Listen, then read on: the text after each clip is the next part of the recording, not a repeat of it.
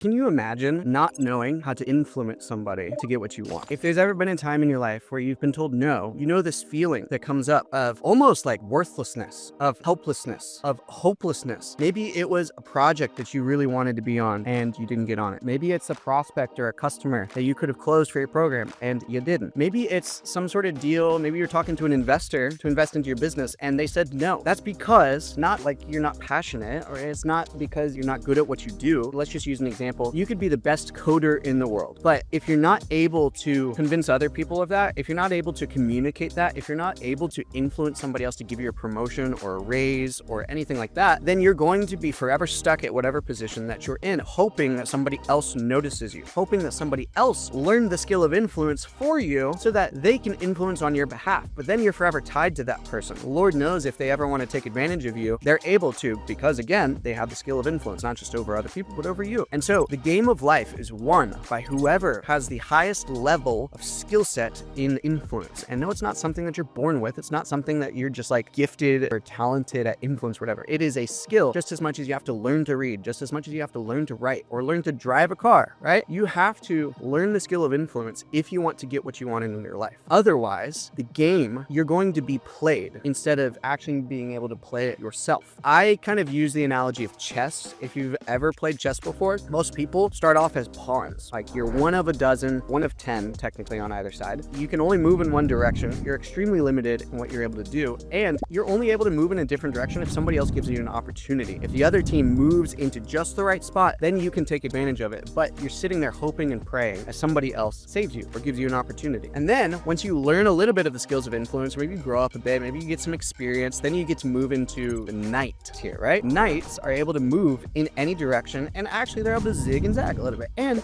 there's only 2 of them on each team, which makes them much more valuable. And because they're able to move more, they're given positions of authority and of power on the board because they get to actually control outcomes. Pawns, not at all. But then there's a third tier. The third tier is the royals, queen and the king. The king isn't really able to move much, but the entire board revolves around the king. High levels of power without really even having to do very much. I call that leverage. And the queen is able to move in any direction as far as she wants. And so imagine if you lost your queen in a game of chess, that sucks. So the queen is highly protected just as much as the king and has the ability to move quite a bit more. So when you have the highest level of the skill set of influence, you don't even have to do much and you can get whatever you want in your life. That's what I teach. That's what I focus on. And for me, it's worked out pretty well. So if you'd like to learn the skill of influence, comment the word influence and I'll send you over the free guide breaking down everything I've ever learned about influence into just a simple 5-step process. Comment and I'll see you there.